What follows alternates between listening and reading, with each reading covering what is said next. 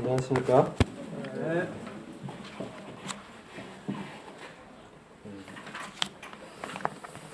형제 자매님 여러분 반갑습니다. 반갑지 않으시죠? 반갑습니다. 지난주도 바쁘게 이렇게 지내면서 주님의 저희들에게 베푸시는 은혜를 생각하면서 참 감사를 드리는 한 주가 되었습니다. 저희들이 참 이 세상의 현대인으로 살아가는 게 쉽지 않은 것 같아요. 그렇지 않습니까? 쉬워요? 쉽지 않습니다. 쉽지 않으시죠.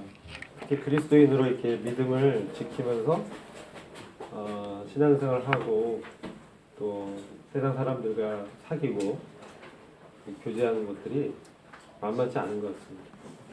저도 직장생활 오랫동안 하면서 거기서 많은 그 일들을 경험하지만 매번 주님의 은혜로 우리가 살아간다라는 것을 발견하게 됩니다.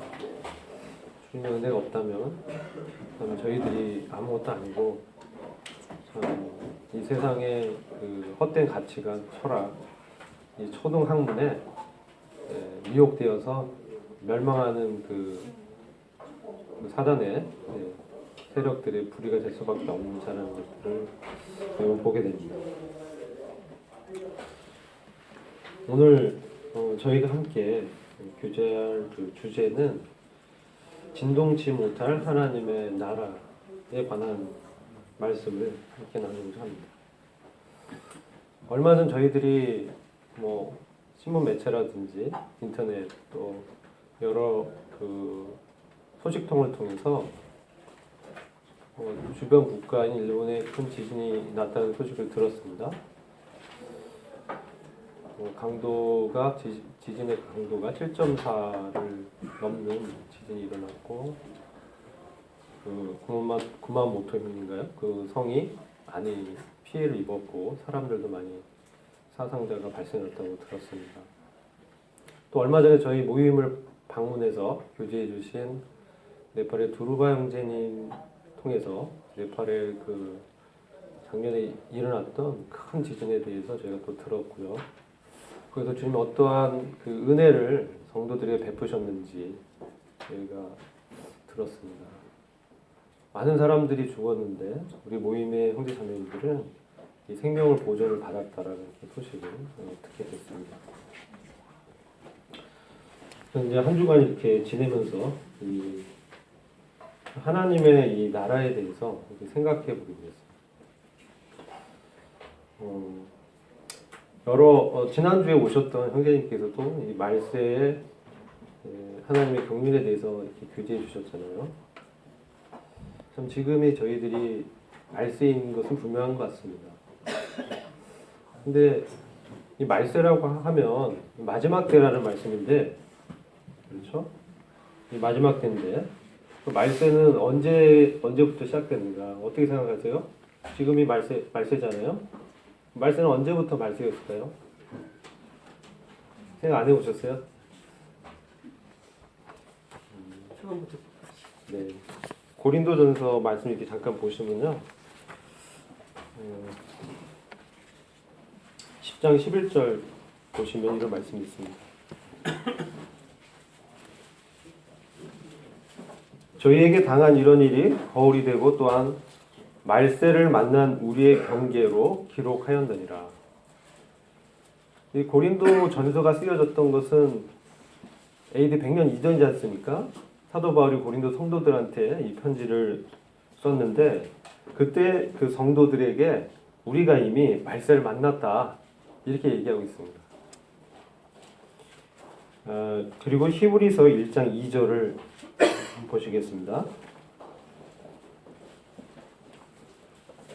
히브리서 1장 2절을 보시면 이제 흔적용 번역으로 이렇게 읽어드리겠습니다. 이 마지막 날들에는, 이 마지막 때에는, 말세에는 자신의 아들을 통하여 우리에게 말씀하셨으며 이 아들을 모든 것의 상속자로 정하시고 또 그분으로 말미암아 세상들을 만드셨느니라. 1절을 보면 히브리서 1장 1절 보면 지나간 때에는 여러 시대의 다양한 방식으로 대언자들을 통하여 조상들에게 말씀하신 하나님께서 이 마지막 때에는 자신의 아들인 예수 그리스도를 통해서 우리에게 말씀하셨다. 그럼 예수 그리스도가 오셨을 그 당시도 마지막 때란 얘기죠. 성경은 그렇게 증거하고 있습니다. 지나간 때는 어떤 때냐? 아버지 하나님께서 이스라엘 백성들의 이 죄들을 보시고 그들을 죄에서 회개케 하셔서 하나님께로 돌아오게 하시기 위해서 이 대언자들, 선지자들을 이렇게 보냈습니다. 근데 이스라엘 백성들은 그들의 말을 귀담아 듣지 않고 오히려 그들을 핍박하고 또 돌로 치기도 하고 죽이기까지도 했습니다. 그러니까 하나님께서 이제는 아들을 보내신 거죠. 내 아들을 보내면 그들이 내 말을 들으리라. 그때가 이제 마지막 때라는 거예요. 예수 그리스도가 이 땅에 오신 그때부터 사실은 말세라고 성경은 증거하고 있는 것입니다. 그럼 지금 우리가 당하는 이러한 때는 어떤 때이냐? 이것은 성경은 디모데 후서 3장 1절을 이렇게 보시면 말세인데 말세 중에서도 어려운 때가 올 것이라고 예언하고 있습니다. 그대는 이것을 알아두십시오. 말세에 어려운 때가 올 것입니다. 이게 세 번역입니다. 성경 여러 번역으로 보면 말씀의 의미가 풍성해지기 때문에 제가 일부러 세 번역으로 한번 읽어드린 것입니다. 어려운 때, 악한 때, 고통의 때 이렇게 표현하고 있는 거예요.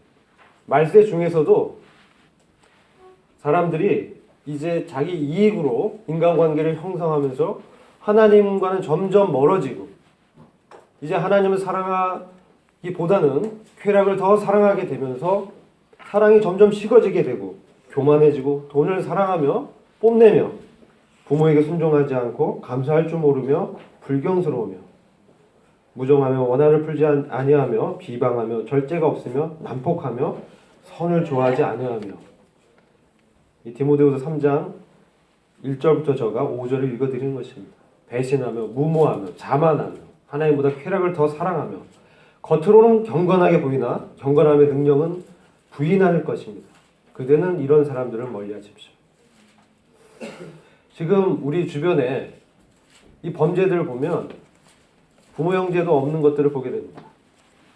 돈 때문에 자기 아버지를 찔러 죽이고 자기 아내를 살해하고 남편을 독살하고 바로 이러한 때가 말세 중에서도 고통의 때, 어려운 때 정말 말세 중에서도 정말 마지막 때라는 것을 저희들에게 보여주고 있는 것입니다. 그럼 이 말세를 당하는 말세 중에도 이 마지막 때를 만나고 있는 성도인 우리는 어떻게 이 말세를 통과해 나가야 하는가? 이런 말씀을 주제로 교제를 하고자 하는 것입니다. 마태복음 24장을 보시면 우리가 잘 알고 있는 주님의 예언이 기록되어 있습니다.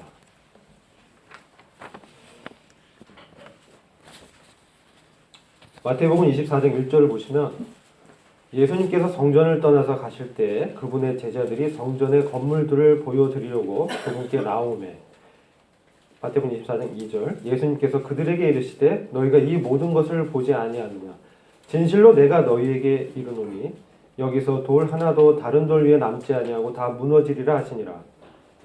그분께서 이 감람산 위에 앉으셨을 때 제자들이 은밀히 그분께 나와 이르되 우리에게 말씀해 주소서 어느 때에 이런 일들이 있으리까 또 주께서 오시는 때의 표적과 세상 끝의 표적이 무엇이리까 하니 우리 주님께서 예루살렘 성전을 떠나서 가실 때 제자들이 성전의 건물을 우리 주님께 보여드리려고 했습니다. 이스라엘은 성전 중심의 나라이지 않습니까? 그들이 하나님의 선민이라는 택함받은 백성이라는 그 인식으로 인해서 이 성전에 대한 굉장한 자부심이 있었습니다. 우리는 이 같은 성전을 짓고 하나님께 제사를 드린다. 근데 주님께서는 그 성전의 건물들을 보시면서 오히려 여기 돌 하나도 다른 돌 위에 남지 않고 다 무너질 것이다.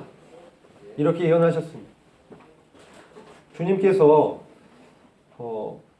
정확하게 태어나신 연도는, 이 땅에 오신 연도는 우리가 알 수 없지만 AD 30에서 33년경에 주님이 십자가에서 죽으셨다라고 우리는 역사학자들의 고증을 통해서 알 수 있습니다. 그 정확하게 그로부터 약 40년 지나서 AD 70년에 예루살렘 성전은 정말 돌 위에 다른 돌 하나도 남지 않고 다 무너져 내렸습니다. 로마의 디도 장군이 예루살렘 성을 완전히 함락시켰죠. 그리고 돌과 돌 사이에 솔로몬이 거기에 금을 발라놨다고 해가지고 그걸 찾으려고 돌과 돌 사이에 다 이렇게 부서뜨린 거예요. 완전히 다 무너져 버렸죠. 이런 예언을 들었을 때 제자들의 마음에 얼마나 두려움이 왔겠습니까? 우리가 그렇게 자부심을 갖고 있는 성전이 멸망할 것이다. 그렇게 화려하고 아름다운, 오랫동안 지었던 성전이 이 무너질 것이라는 이 주님의 예언을 듣고 제자들이 가만히 있지 않았죠. 이 3절 보시면 주님이 감람산에 앉으셨을 때 제자들이 은밀히 그분께 나와서 물어봤습니다. 저는 여기서 교훈을 얻는 것입니다. 우리가 말세를 당하는 때에 이러한 말세의 마지막 때들의 이 표적들, 이런 것들을 우리가 보지 않습니까? 들어요. 근데 여러 사람들의 반응이 있어요. 좀 크게 강하게 그런 지진이 났고 또 많은 사람이 죽었다면 관심을 갖긴 합니다. 그러고 그냥 지나가죠. 어떤 사람은 그냥 무관심해요. 너무 살기가 바쁘고 힘들기 때문에 저기까지도 생각할 여력이 없는 것이죠. 그러나 우리는 이 주님의 말씀, 주님의 예언의 말씀, 주님의 대언의 말씀을 이렇게 들으면서 이 세상 또한 이 말세에 큰 지진이 나고 심판을 당할 것을 예언하고 있습니다. 요한계시록 보면 그러한 심판의 종류와 어떤 식으로 일어날지에 대해서 아주 자세하게 기록되어 있습니다.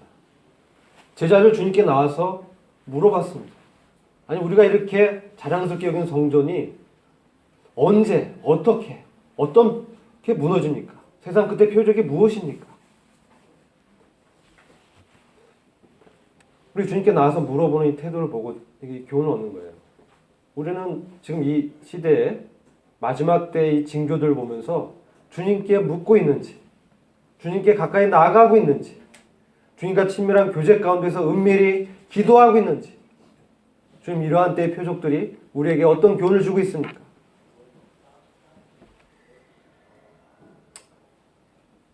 성경을 보면 유난히도 지진에 대해서 기록이 많이 되어 있습니다. 많이 되어 있어요. 요한계시록에도 보시면 잠깐 제가 소개를 해드리겠습니다. 요한계시록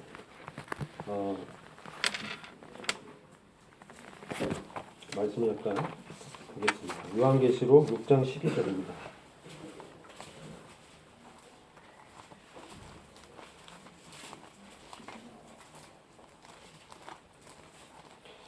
차지언니도 읽고 제가 대신 읽겠습니다. 6장 12절.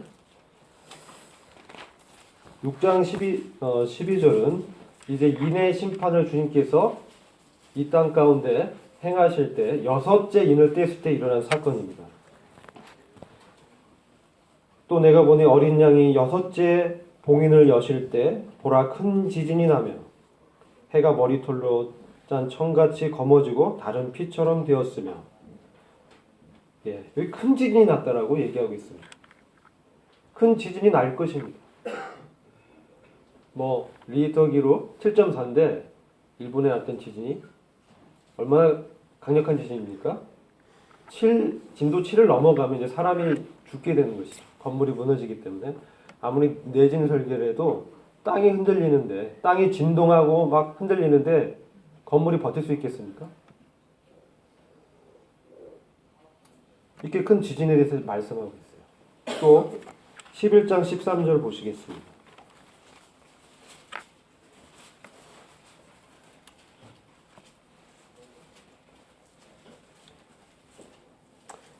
이것은 5번째 나팔을 불렀을 때, 그러니까 심판이 인의 심판, 나팔의 심판, 대접의 심판 세 종류가 있습니다.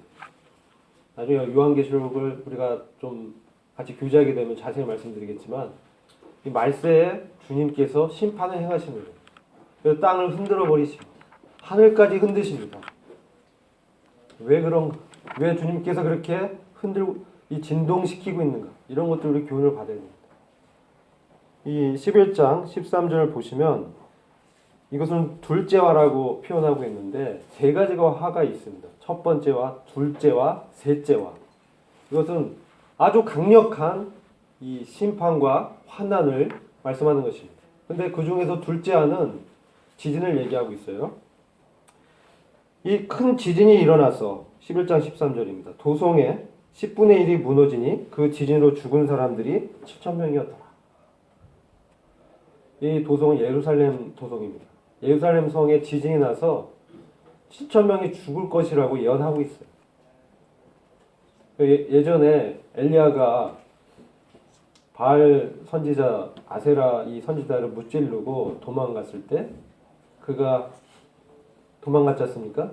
이세벨이 죽인다고 하니까 무서워서 도망갔습니다. 그때 주님께서 엘리야의 그 기도를 들으시고 엘리야가 이런 기도를 드렸죠.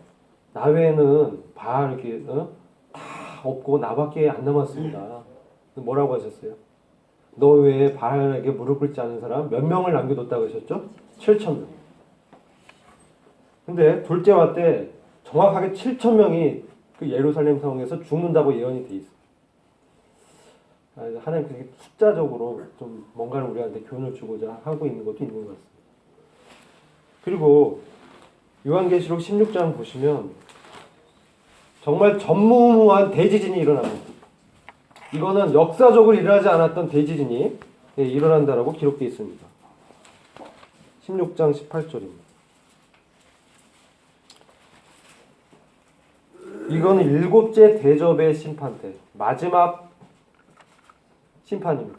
이 일곱째 대접을 천사들이 대접을 이렇게 쏟으니까 17절 보시면 하늘의 성전에서 큰 음성이 보좌로부터 나와 말하기를 다 이루었다고 하니 주님의 심판의 경륜이 다 이루었습니다. 일곱째 마지막 대접을 부었을 때 18절 음성들과 천둥들과 번개들이 있었고 또 큰 지진이 일어났는데 그 지진이 너무도 엄청나서 사람이 땅에 거주한 이래로 그처럼 강력하고 큰 지진은 일찍이 없었더라.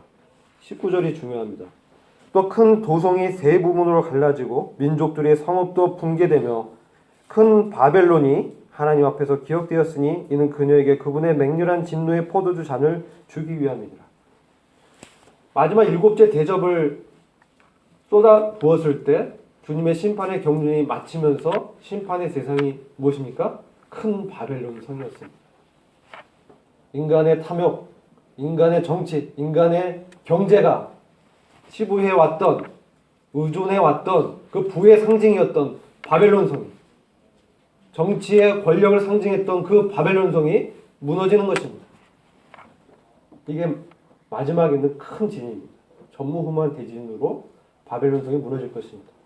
그리고 보면 아마도 바닷물에 이렇게 가라앉는 것으로 예언이 되어 있습니다. 이런 일들이 이렇게 기록이 되어 있어요. 요한계시록을 자세히 안 보신 분들은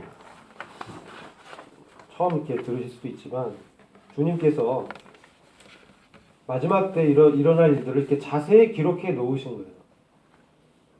근데 우리는 읽지 않고 듣지 않고 관심이 없기 때문에 말씀이 이렇게 예언되어 있음을 잘 모릅니다.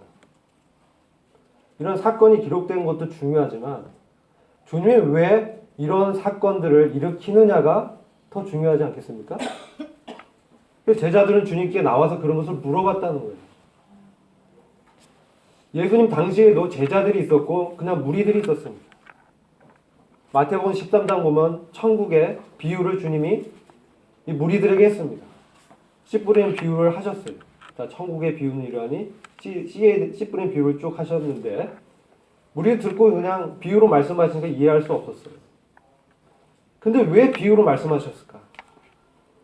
마태복음 12장에 어떤 사건이 기록되냐면은 예수님께서 귀신을 내쫓으셨어요. 그런데 바리새인들이 귀신을 내쫓은 그 사건에 대해서 우리 예수님의 어떤 큰 권능과 능력과 하나님의 아들로서 꾸짖어서 귀신 내쫓는데 그것이 아니라 바알세부 집힌자다.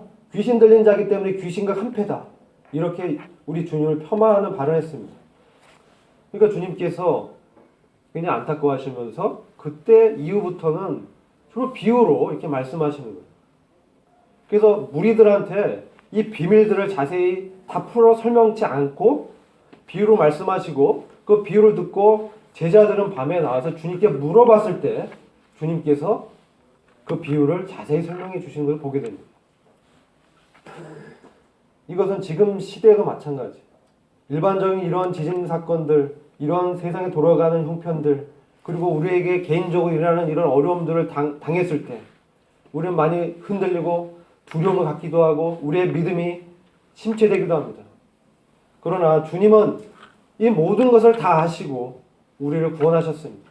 그렇기 때문에 우리는 주님께 나아가서 우리 주님께 물어봐야 되는 것입니다. 우리 주님께 구해야 되는 것입니다.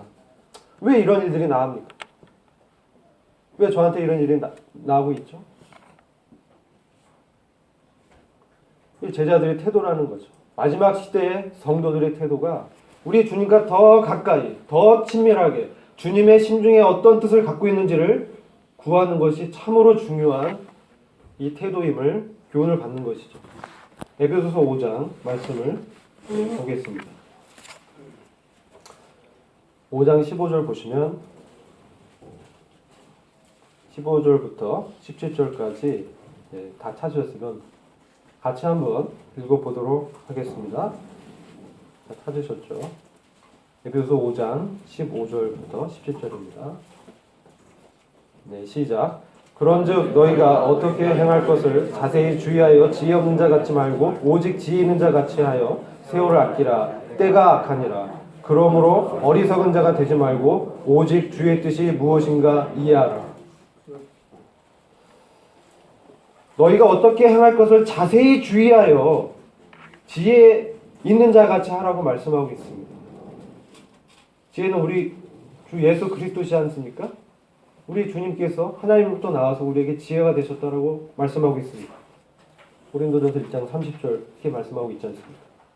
그뿐만 아니라 의와 거룩과 구속이 되어주셨습니다. 그래서 우리는 자세히 우리가 어떻게 행할 것을 주님께 나와서 지혜를 구하는 게 필요한 거예요. 주님 다 아시고 계신 거예요. 5장 16절은 세월을 아끼라 때가 악하니라. 이 마지막 말세이면서도 특별히 악한 때라는 거예요. 이 악한 때는 어떤 때입니까? 이거 원어로 보면요. 시간과 기회를 잘못 사용하도록 인도하려는 마귀의 압박이나 장애가 있는 위험한 때예요. 사단이 시간과 기회를 잘못 사용하도록 우리를 압박하고 장애를 둔다는 거예요. 그래서 주님의 지혜를 알지 못하게 하는 거예요. 이 때가 그런 때라는 것입니다. 말세에 고통하는 때, 악한 때. 에베소서 6장 이 13절에는 악한 날에 하나님의 전신갑주를 취하라고 말씀하고 있어요. 똑같아요. 이것도 악한 날이라고 지금을 말하고 있는 것입니다. 지금은 말세 중에서도 악한 날인 것입니다.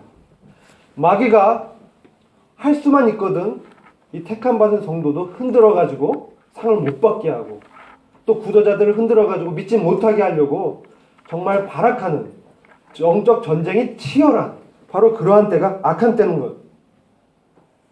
대외적으로는 우리 역사에 핍박이 있었죠. 지금도 핍박이 있는 곳이 있습니다. 그리스도의 이 복음을 증거하지 못하도록 정부가 막고 있는 때가 있는 것이에요. 또 대내적으로는 시험과 갈등이 있습니다. 왜 이렇게 하고 있느냐? 지금의 악한 때고 바로 주님의 재림이 임박한 때이기 때문에 이런 일들이 일어나고 있는 마귀는 알고 있는 것입니다. 자기가 이 땅에 남아있을 때가 얼마 되지 않을 것이라는 걸 알고 있는 거예요. 그래서 세월을 아끼라. 때가 악하니라. 그러므로 어리석은 자가 되지 말고 오직 주의 뜻이 무엇인가 이해하라. 깨달아라. 어리석은 자는 게으른 자예요. 주님의 뜻이 무엇인지 구하지도 않고 이해하려고도 안 할 때, 이 사도 바울은 에베소 교회에게 감옥에서 이 편지를 쓴 것입니다. 때가 악하다. 주님의 뜻이 무엇인지를 이해해야 된다. 그 지혜 있는 자같이 이 땅을 살아갈 것을 권면하고 있는 것입니다.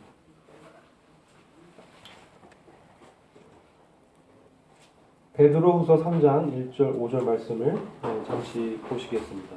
베드로서 3장 1절 5절은 이 말세가 어떤 악한 때인지 우리가 또 교훈을 얻습니다. 도덕적인 악함도 있지만 교리적이며 진리적인 측면에 악함이 또 있는 것입니다. 베드로서 3장 1절부터 5절 수요 모임에서 베드로서를 마쳤는데요. 이제 요한일서를 나가고 있는데 그때 한번 교제를 했지만 3장 1절부터 보시면 사랑하는 자들아 이제 내가 이 두 번째 편지를 너희에게 쓰는 것은 이 편지들로 말미암아 너희로 기억나게 하여 너희의 순수한 생각을 일깨워 주려 함이니 그리하여 거룩한 선지자들이 미리 전한 말씀들과 주 곧 구주의 사도들은 우리에게 주신 계명을 생각나게 하려는 것이라. 먼저 알 것은 이것이니 마지막 날들에 조롱하는 자들이 와서 그들의 정욕대로 행하여 말하길 그가 온다는 약속이 어디 있느냐. 조상들이 잠든 이래로 만물은 창조의 시작부터 그대로 있다리니 이는 그들이 이것을 고의로 잊으려 함이라. 즉 하나님의 말씀에 의해 하늘들이 옛적부터 있었다는 것과 땅도 물에서 나왔고 물 안에 있었다는 것이니 7절 그러나 현재 있는 하늘들과 땅은 그 동일한 말씀으로 보존되어 있으되 경건치 아니한 자들의 심판과 멸망의 날에 불사르려고 간수되어진 것이니라. 사랑하는 자들아 주께는 하루가 천년 같고 천년이 하루 같은 이 한 가지 잊지 말라. 주의 약속은 어떤 사람들이 더디다고 생각하는 것 같이 더딘 것이 아니라 오직 우리에 대해 오래 참으시어 아무도 멸망치 않고 다 회개에 이르게 하려 하심이라. 이 마지막 때를 염두에 두고 베드로 사도가 이 말씀 쓴 것입니다. 이 편지로 말미암아 너희에게 기억나게 해주고 싶은 사건이 있다. 너희는 이것을 기억해야 된다. 순수한 생각을 일깨워주려 합니다. 그 원어는 어떤 의미냐면요. 순수한 이 생각을 일깨워주다라는 의미는 도자기를 태양빛으로 강렬하게 비추었을 때 도자기에 금이 간 그 미세한 금까지 분명하게 볼 수 있도록 해준다는 의미예요. 그래서 말세에 이 진리가 훼손을 당해서 명백하게 언급된 진리들도 점점 왜곡이 되면서 잘못된 거짓 교사들이 들어와서 주님의 진리를 훼손하는 일들이 있기 때문에 일깨워서 순수한 때 너희가 받았던 그 말씀을 기억시키게 하고자 하는 말씀으로 권면하는 것입니다. 거기 보시면 2절에 선지자들이 미리 전한 말씀, 예언의 말씀들, 특별히 마지막 날에 재림을 믿지 않는 사람들이 기독교 내에서도 유대인들 내에서도 종교인 내에서도 생긴다는 거예요. 그러니까 기독교 서적 이렇게 전에 한번 봤는데 아주 유명한 신학학자가 휴거가 이 가짜라고 기록되어 있어요. 휴거 사건은 그냥 환상이다. 몽환이다. 몽환적인 체험이다. 그거는 일어날 사건이 아니다. 근데 유명한 목사님들이 너무 걸작품이다. 그렇게 기록하고 있어요. 사람들 주님의 다시 오심을 조롱하고 있는 거예요. 말세에 자기 정욕대로 행하면서 자기의 배의 이익을 추구하고 자기 뜻을 추구하다 보니까 하나님의 진리의 말씀이 훼손되고 있습니다. 왜 이제까지 그러면 주님이 안 오시냐는 거죠. 그것은 주님의 약속은 어떤 사람들이 더디다고 생각하는 그런 게 아니라 한 명이라도 더 회개함에 이르게 하기 위해서 주님이 기다리고 계신 것입니다. 지금 9절에 그렇게 말씀하고 있잖아요. 오직 우리에 대하여, 금정경은 우리에 대하여, 개혁성경은 너희에 대하여 이렇게 표현되어 있어요. 오래 참으셔 아무도 멸망치 않고 다 회개에 이르게 하려 합니다. 베드로 후서의 대상은 성도들이에요. 성도들에게 지금 말씀하는 거예요. 너희들이 회개치 않으면 정말 이스라엘이 멸망한 것처럼 너희들에게 약속된 모든 상들이 없어질 것이야. 그러니까 지금 우리가 그런 것들의 경각심을 이제 일깨워서 순수했던 주님과의 그 교제를 회복해야 되는 거예요. 그때 이런 말씀 안 해도 정말 주님과의 관계가 너무 좋았어. 근데 말세가 오면 이 악한 때에는 너무나 많은 이 공격들, 악한 세력들의 이 잡년, 헛된 철학, 도덕, 이 문화, 매스미디어 이런 것들이 우리의 생각을 온통 사로잡아서 그리스도께 복종치 못하도록 하고 있다는 것입니다. 그래서 우리는 이 말세에 이러한 주님의 이 권면을 들어야 되는 거예요.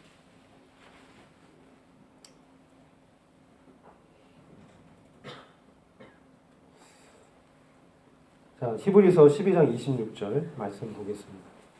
지금 말씀에 주님의 뜻이 어디에 있는가? 히브리서 12장 26절부터 29절 말씀을 이렇게 보면서 이 진동한다에 대해서 좀 교제를 하려고 합니다. 우리 땅이 막 진동하잖아요. 지진 나면. 그렇죠? 지진 나면 땅도 흔들립니다. 우리는 하늘도 막 흔들리죠. 건물이 흔들리고. 그러나 하나님이 계획하신 진동이 있어요. 히브리서 12장 26절부터 29절입니다. 그때에는 그 소리가 땅을 진동하였거니와 이제는 약속하여 가라사대. 주님이 약속하셨어요. 옛날에 주님의 음성이 땅을 진동했던 때가 있었어요. 이제는 주님이 약속하여 가라사대 내가 또 한 번 땅만 아니라 하늘도 진동하리라 하셨느니라.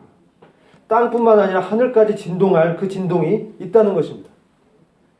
이 또 한 번이라 하시면 진동치 아니한 것을 영존케 하기 위하여 진동할 것들 곧 만든 것들에 변동될 것을 나타내심이니라.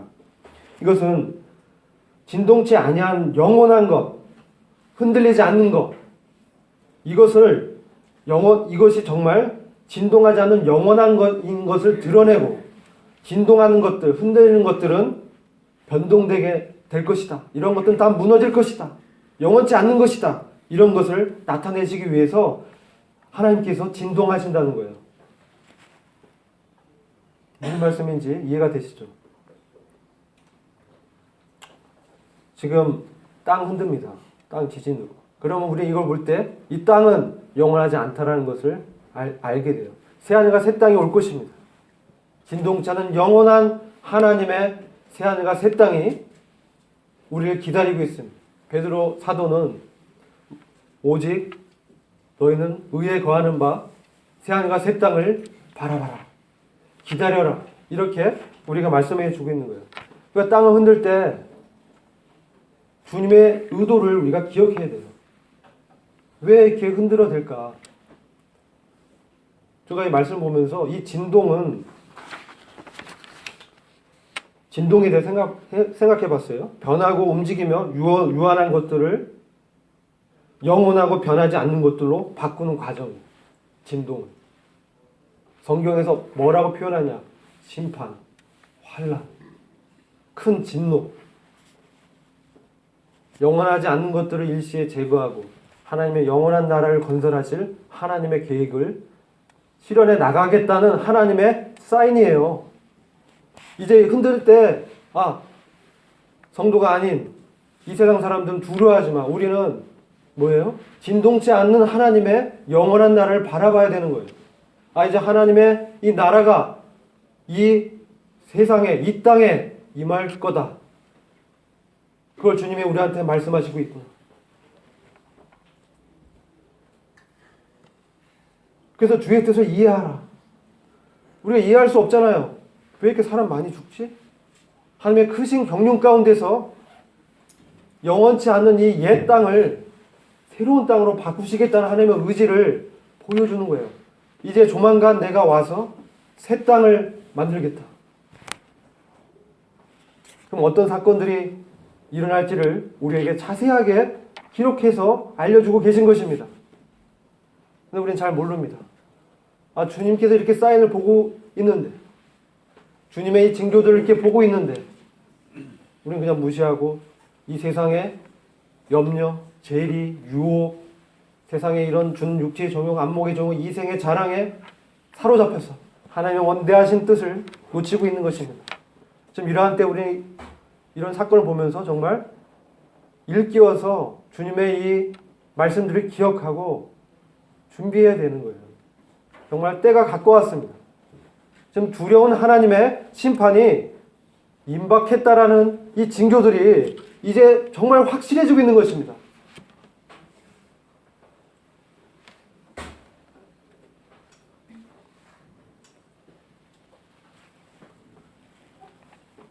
주님은 이 심판을 통해서 주님의 뜻을 이루실 것입니다. 그 주님의 뜻은 무엇입니까? 요한계시록 11장 15절입니다.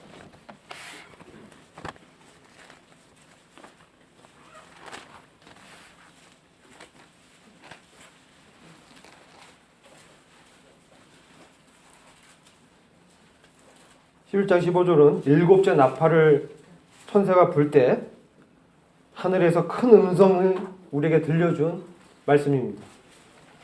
그 후에 일곱째 천사가 나팔을 부니 하늘에서 큰 음성들이 있어 말하길, 이 세상의 나라들이, 열방들이 우리 주와 그의 그리스도의 왕국들이 되어서 그분이 영원 무궁토록 통치하시리라. 아멘. 세상에 하나님을 거절하고 있는 이방 나라들이 우리 주와 그리스도의 왕국들이 되어서 그분의 통치에 영원 무궁토록 통치를 받게 되게 하기 위해서 주님께서 이와 같이 큰 심판을 계획하고 있다는 거예요. 하나님의 경륜입니다. 우리가 지진이 일어날 때 그것을 염두에 둬요.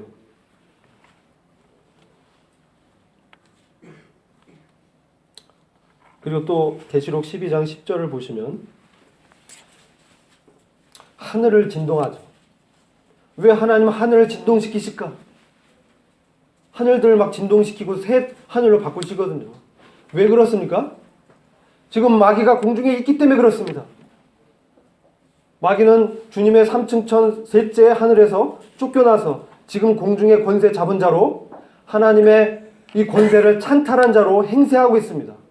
이제 마귀가 떨어질 것입니다. 그래서 하나님은 하늘도 완전히 바꾸실 것입니다. 12장 10절 보시면 또 내가 들으니 한 큰 음성이 하늘에서 말하기를, 이제 구원과 능력과 우리 하나님의 나라와 그의 그리스도의 권세가 임하는도다. 이는 우리 형제들을 우리 하나님 앞에서 밤낮 고소하던 그 고소자가 쫓겨났기 때문이라. 우리 형제들, 저희들이죠. 우리를 밤낮 고소하던 그 고소자가 하늘에 이 공중 권세 잡은 자로 있다가 주님의 하늘을 흔들 때 쫓겨나는 것입니다. 이것이 기록되어 있어요. 이것이 12장 7절에 보시면 어떻게 쫓겨나는지 자세히 기록되어 있습니다. 12장 7절 요한계시록, 또 하늘에 전쟁이 있으니, 하늘에 전쟁이 있습니다.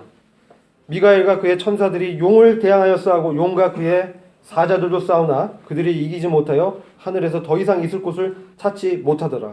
그래야 큰 용이 쫓겨나니 그는 마귀라고도 하고 사탄이라고도 하는 옛뱀 곧 온 세상을 미혹하던 자라. 마귀가 공중에서 하늘을 주님이 흔드실 때 하늘에 큰 전쟁을 일으키셔서 마귀가 떨어질 것입니다. 그래서 하나님께서 하늘을 흔드시는 거예요. 근데 이 전에 하나님이 한번 하늘을 흔들 큰 음성을 발하시는 때가 있어요. 그것은 어떤 것이냐? 그것은 데살로니가 전서 4장에 기록되어 있습니다.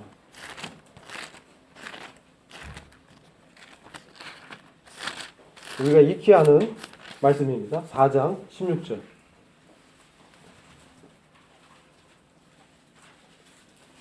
주께서 호령과 주님의 호령이 하늘을 흔들 것입니다. 천사장의 음성이 하늘을 흔들 것입니다. 하나님의 나팔 소리가 하늘을 흔들 것입니다. 그랬을 때 하늘로부터 주님이 친히 내려오시니, 그러면 그리스도 안에서 죽은 자들이 먼저 일어나고 그리고 나서 살아남아 있는 우리도 공중에서 주와 만나기 위하여 그들과 함께 구름 속으로 끌려 올라가리니 그리하 우리가 영원히 주와 함께 있으리라. 그러므로 이런 말로 서로 위로하라. 분명하게 휴거 사건이 기록되어 있습니다. 주님이 하늘을 흔드실 때 그 전에 먼저 성도들을 부르시고 하늘에서 마귀를 쫓아내시고 하늘에서 성도들과 영원히 함께 있겠다고 말씀하고 있는 것입니다. 그러면 그리스도 안에서 먼저 잠자는 자, 죽은 자들은 부활의 몸을 입고 일어날 것입니다. 그리고 살아서 주님을 믿고 있는 우리는 몸이 변화돼서 썩지 않고 영원한 몸을 받게 될 것입니다. 주님과 함께 영원히 있게 하기 위해서 우리를 이렇게 변화시킬 것입니다. 고린도전서 15장 50절 보시면 혈과 육으로는 하나님의 나라를 상속받을 수 없습니다. 우리가 입고 있는 혈과육은 하나님의 영원한 나라를 기업으로 받을 수 없기 때문에 우리의 몸의 구속을 주님이 계획해 놓으신 것입니다. 우리는 우리의 몸이 변화돼서 하나님의 나라를 영원히 상속할 그 영광스러운 주님의 몸을 입게 될 것입니다. 이걸 좀 믿으십니까? 고린도후서 5장을 잠시 보겠습니다.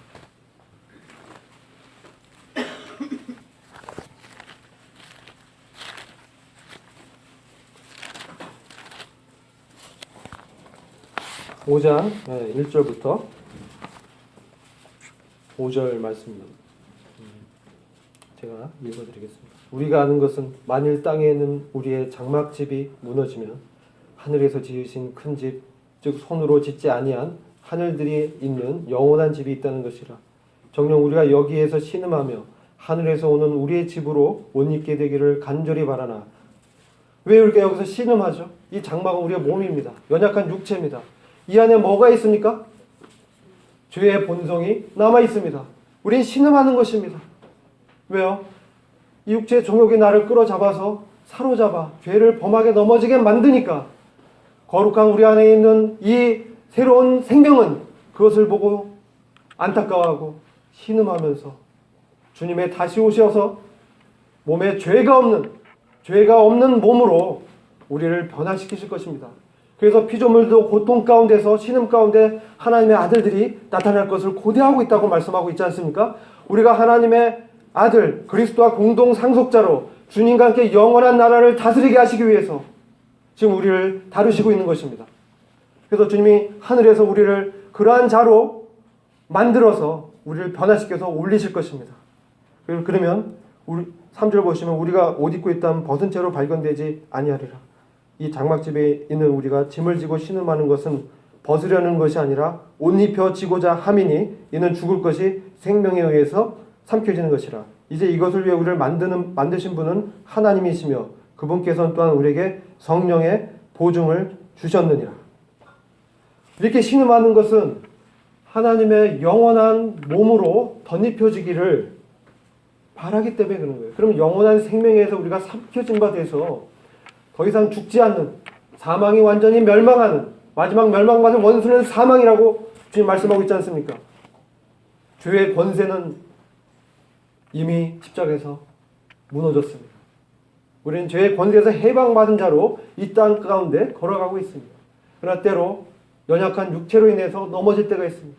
우리가 사랑하고 싶으나 육체의 연약함 때문에 충분히 사랑하지 못할 때가 있습니다. 돕고 싶지만 이 연약함 때문에 충분히 못 도울 때가 있습니다. 그러나 우리가 이런 놀라운 하나님의 영광스러운 몸을, 주님의 부활의 영광의 몸을 입게 된다면 정말 놀라운 권세와 영광으로 주님과 함께 다스리게 될 것입니다. 더 이상 질병이 없습니다. 고통이 없습니다. 영원히 주님과 함께 있게 되는 그 주님과 깊은 사귐과 위로와 평안 가운데서 우리는 주님을 완전히 옆에서 그분의 얼굴을 대면하는 자로 있게 될 것입니다. 얼마나 큰 위로입니까? 우리는 이 하늘이 진동할 때, 땅이 진동할 때, 아, 우리의 몸의 구속이 가까웠구나. 이것을 기억해야 되는 것입니다.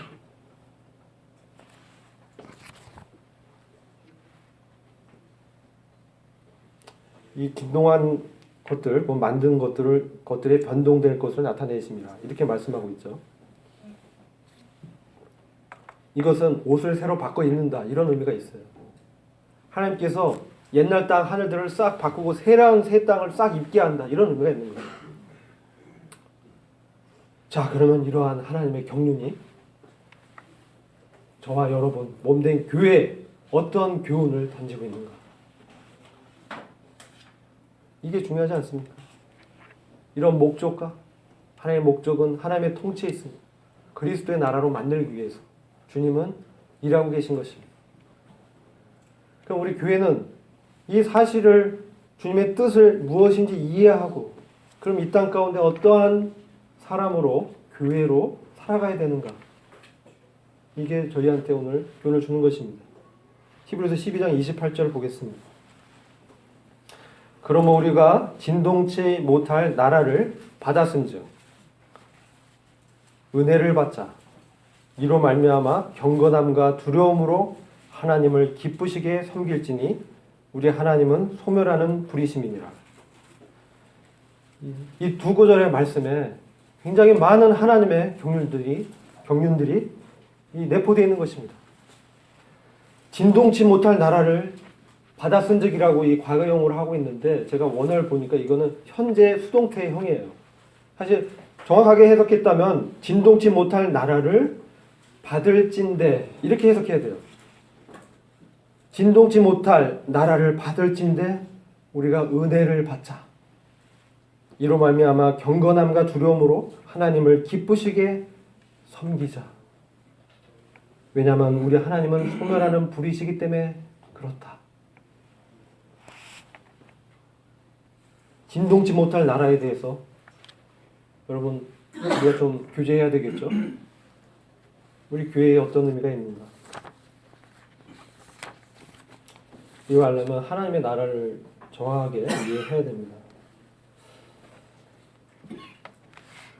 먼저 요한계시록 1장 6절 말씀 잠시 보시겠습니다. 그 말씀 보시면 어떤 한 형제님이 좀 큰 소리로 읽어주셨으면 좋겠습니다.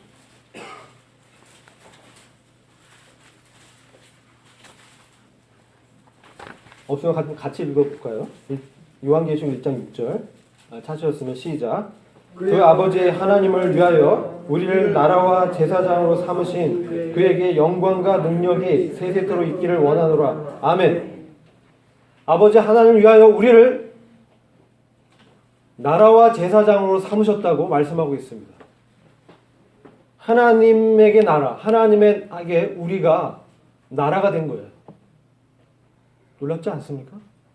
이거 제가 원어로 여러 번 찾아봤어요. 다수 버전들에서 대다수의 버전 사본들이 이것을 바실레이아라고 해석하고 있습니다. 이것은 통치권입니다. 통치권.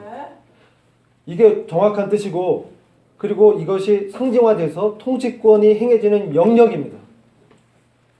우리를 주님의 피로 사셔서 5절 보시면 이렇게 말씀하고 있어요. 또 충성된 증인으로 죽은 자들 가운데서 먼저 나시고 땅의 임금들의 머리가 되신 예수 그리스도로 말미암아 은혜와 평강이 너희에게 있기를 원하노라. 요한계시록 1장 5절입니다. 우리를 사랑하사 그의 피로 우리 죄에서 우리를 해방하시고 우리를 피로 사셨어요. 왜? 우리를 사랑하셨기 때문에. 다른 거 아무 이유가 없습니다. 우리의 행위, 우리의 의는 아무것도 아닌 것입니다. 주님의 사랑 때문에 우리를 그의 피로 사신 것입니다. 그래서 우리가 죄에서 해방된 거예요. 주님의 피로 우리를 사셨기 때문에 우리를 죄에서 해방하시고, 그 다음에 놀라운 것은 하나님의 나라로 삼으셨다. 우리 가운데 하나님의 통치를 행하시겠다는 거예요. 그리고 이것은 나라의 개념이죠. 제사장 뭡니까? 제사장은 성전이에요. 제사장으로 삼으셨어요. 우리와 같이 연약하고 우리와 같이 흠이 많은 자들을 하나님의 거룩한 전에서 제사를 드리는 자로 삼으셨다는 것입니다. 삼을 거가 아니에요. 여기는 과거형이에요. 이미 우리를 삼았다라고 말씀하고 있는 것입니다. 얼마나 큰 위로가 됩니까? 우리는 날마다 제사장으로 하나님께 나아가는 것입니다. 그분의 은혜의 보좌로 우리의 모든 연약함을 채우라신 우리 주님께 나아가는 것입니다. 우리 안에 계신 우리 주님께 구하는 것입니다. 믿음으로 우리 주 예수 그리스도가 너희 마음에 계시게 하옵시고. 에베소 3장 17절 말씀. 믿었을 때 우리 주님이 우리 안에 거하시면서 우리는 하나님의 나라와 제사장으로 되어서 이 땅 가운데서 진동치 못할 하나님의 나라를 받을 자로 우리가 살아가는 것입니다. 유대인들이 이것을 잘 이해하지 못했습니다. 누가복음 17장 20절부터 24절 말씀을 보시겠습니다. 이 하나님의 나라의 개념을 알아야 우리가 이것을 진동치 못할 나라를 받는다는 것은 어떤 의미인지가 분명해집니다. 누가복음 17장 20절입니다.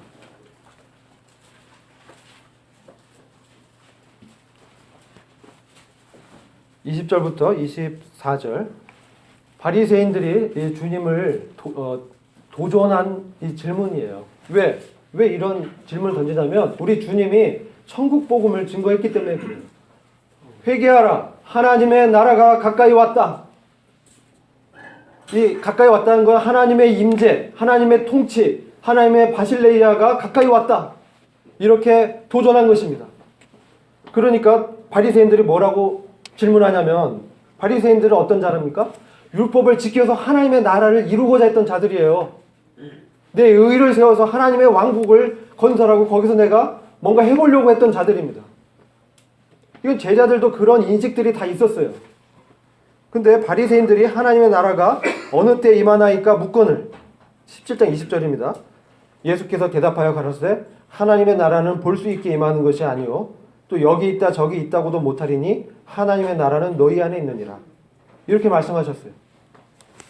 여기서 너희가 누굽니까? 바리새인들이에요. 바리새인들 하나님 믿지 않는 사람들이에요. 그럼 너희 안에라는 거는 많은 이제 학자들이 이걸 마음 아니라고 얘기하는데 그 번역보다는 해석보다는 이것은 너희 가운데라고 해석이 더 맞아. 왜? 바리새인들 주님을 믿지 않고 지금 주님을 핍박하고 주님에게 어떤 흠을 잡기 위해서 질문하고 있는 거거든요. 그들은 주님을 믿을 마음이 전혀 없는 자들이에요. 근데 너희 가운데 있느니라 이렇게 말한 거예요. 이 가운데는 마음이 아니라 공간을, 너희 가운데 이미 하나님의 아들인 그리스도께서 우리를 주의 나라로 삼으셨잖아요. 그리스도께서 바실레이아로 그들 가운데 서 계신 것을 말씀하는 거예요. 우리 주님께서 하나님의 통치권으로 하나님의 나라를 통치할 자로 지금 그들 가운데 서 있는 것을 말씀하는 것입니다. 그들 이해할 수가 없어요. 그래서 여기서 20절에 하나님의 나라는 볼 수 있게 임하는 것이 아니다. 이 본다는 얘기는요, 파라테레시스란 원어인데 이것은 관찰하다, 자아성찰, 자기 훈련, 규율이나 명령 준수, 순종을 지속하는 것, 이거예요. 그러니까 바리새인들은 하나님 나라가 언제 임하나이까?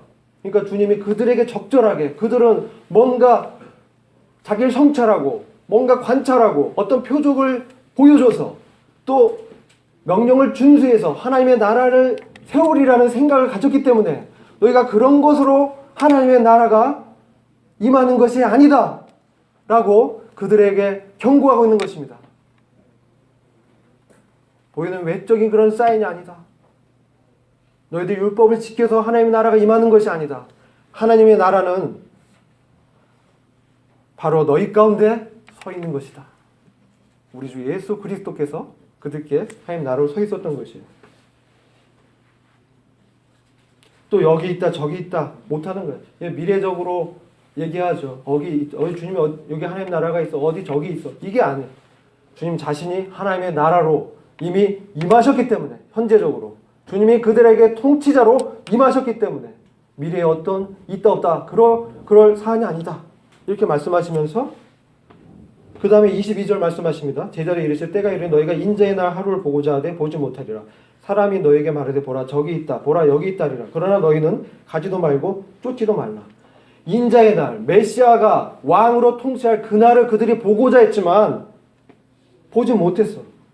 그 날은 지금 있는 그 날이 아니에요. 그것은 미래적인 메시아 왕국을 얘기하고 있기 때문에 이것은 인자의 날은 17장 24절에 번개가 하늘 아래 이편에서 번듯하며 하늘 아래 저편까지 비침까지 갑작스럽게 인자의 메시아 왕국이 임할 것이다. 25절 그러나 그가 먼저 많은 고난을 받으며 이 세대에게 버림받아야 할지니라. 이 말씀을 유대인들이 도저히 이해할 수가 없었어요. 하나님의 바실레이아 메시아 왕국이 세워지기 위해서 먼저 하나님께서 하나님의 통치권자로 오셨고 그리고 그들을 다스리기 위해서 먼저는 고난을 많이 받고 이 세대에게 버림받아야 하는 하나님의 깊은 경륜이 있었다는 것입니다. 그리고 지금 이 세대는 어떤 때입니까? 이제 주님은 승천하신 후 교회를 부르신 것입니다. 이제 하나님의 바실레이아는 교회에게 온 거예요. 우리에게 하나님의 통치가 온 것입니다. 그리고 지금 세상은 인자의 때, 노아의 때입니다. 노아. 26절 노아의 때에 된 것 같이 인자의 때에도 그러하리라. 노아가 방주에 들어가기 전까지 사람들이 어떠했습니까? 먹고 마시고 장가들고 시집가고 하나님의 심판을 전혀 무관심했어요. 그러나 우리에는 하나님의 통치가 임한 자로 우리 자신이 하나님의 바실레이아이면서 우리가 하나님의 통치가 임한 자로 교회로서 우리는 성령 안에서 하나님의 처소가 되기 위하여 그리스도 예수 안에서 함께 지어져 가느니라. 제사장, 교회, 영광스러운 교회의 소망을 말씀하고 있지 않습니까?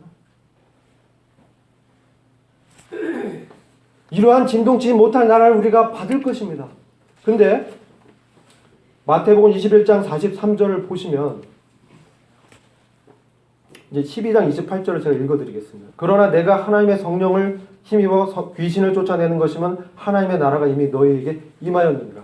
바알세법 지피는 자다라고 주님을 도전하기 때문에 주님이 너희가 정말 성령을 힘입어서 보면 귀신을 쫓아내는 것이 하나님의 성령을 힘입어서 된 것이라고 너희가 믿는다면 너희 가운데 하나님의 나라가 이미 임한 것이다. 근데 믿지 않았어. 성령 안에서 하나님의 나라는 의와 평강과 희락이라. 근데 이해할 수가 없었습니다. 왜? 성령의 통치를 받지 않았기 때문에.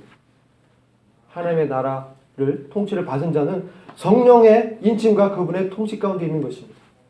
그래서 우리가 마태복음 21장 43절에 그러므로 내가 너희에게 이르노니 하나님의 나라를 너희는 빼앗기고 유대인도 빼앗기고 그 나라에 열매 맺는 백성이 받으리라. 이렇게 말씀을. 누가요? 열매 맺는 백성, 하나님의 진동치 못한 나라를 받을 자, 바로 주님의 영광스러운 교회가 하나님의 나라를 받을 거라고 예언하고 있는 것입니다. 유대인들에게는 이것이 나중에 주어지게 돼요.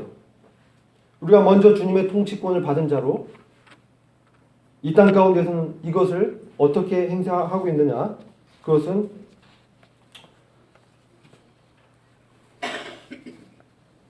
여러분 이런 말씀 들을 거예요. 천국 비유를 보면 주님이 이제 그러한 그 달란트를 준 사람들에게 네? 많이 있는 자는 더 받을 것이고 없는 자는 있는 것도 빼앗기리라. 이렇게 말씀하고 있죠. 그게 무슨 말씀이냐면 있는 자는 하나님의 나라의 통치권을 받은 자로 그 천국 비유 하나님의 나라를 설명하면서 한 얘기거든요.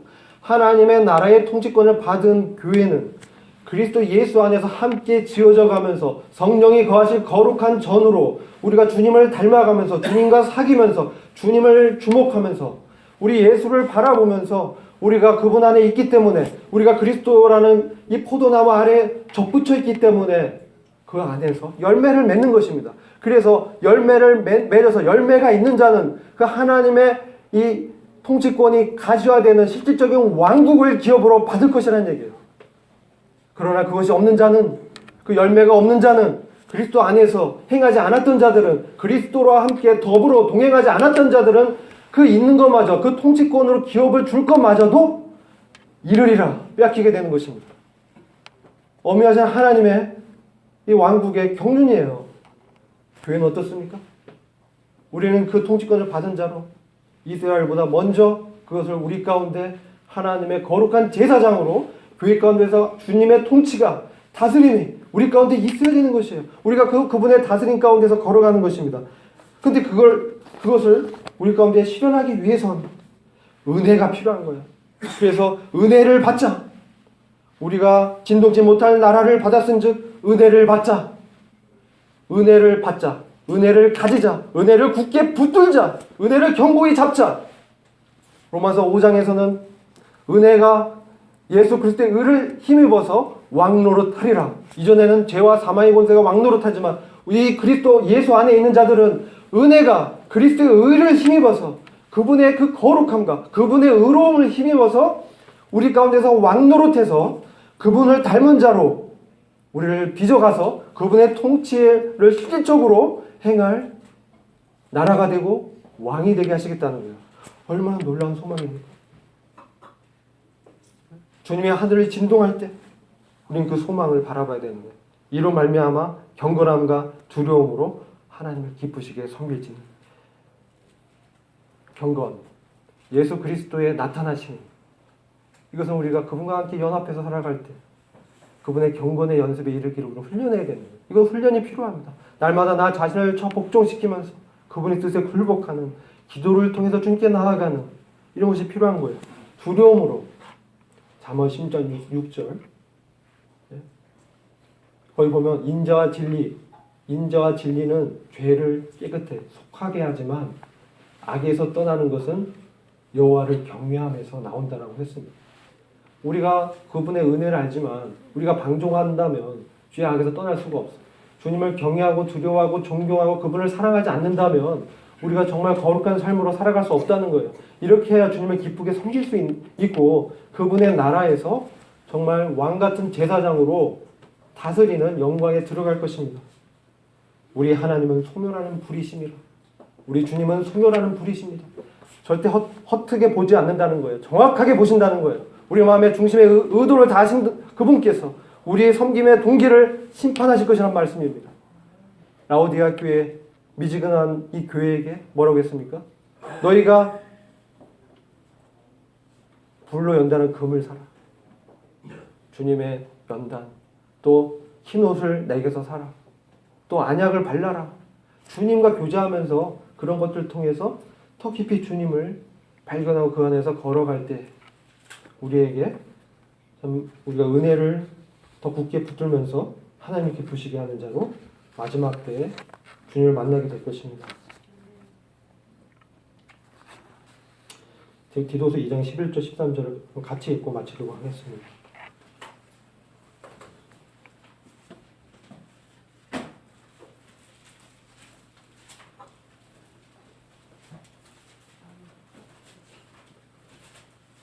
찾으신 줄로 읽고 디도서 2장 11절부터 14절 말씀 같이 한 목소리 읽겠습니다. 시작. 모든 사람에게 구원을 주시는 하나님의 은혜가 나타나 우리를 양육하시되 경건치 않은 것과 이 세상 정욕을 다 버리고 근신함과 의로움과 경건함으로 이 세상에 살고 복스러운 소망과 우리의 크신 하나님 구주 예수 그리스도의 영광이 나타나심을 기다리게 하셨으니 그가 우리를 대신하여 자신을 주심은 모든 불법에서 우리를 구속하시고 우리를 깨끗하게 하사 선한 일에 열심하는 친백성이 되게 하려 하십니다. 아멘. 기도하겠습니다. 아버지 하나님, 우리에게는 선한 것이 없습니다. 그러나 우리 하나님 외에는 선한 것이 없다라고 말씀하신 것처럼 우리 주 예수 그리스도 안에서 하나님만이 선하신 분이심을 고백합니다. 주님, 우리를 참 주님의 거룩한 부르심 가운데서 우리를 부르셨으니 주님 다시 오실 그날까지 선한 일을 행하는 친백성으로 저희를 참 다루어 가시며 우리 안에서 사시고 당신의 생명이 더 나타나게 하셔서 주님을 닮은 자로 주님의 영광의 그 나라에 들어가 주님과 함께 영원히 통치하는 그 첫째 부활의 영광을 저희가 참 받을 자로 부르신 것들을 감사를 드립니다. 좀 우리 가운데 참 이와 같은 은혜를 받게 하심을 감사를 드렸고 우리 주 예수 그리스도의 존귀하신 이름으로 감사 기도드렸습니다. 아멘.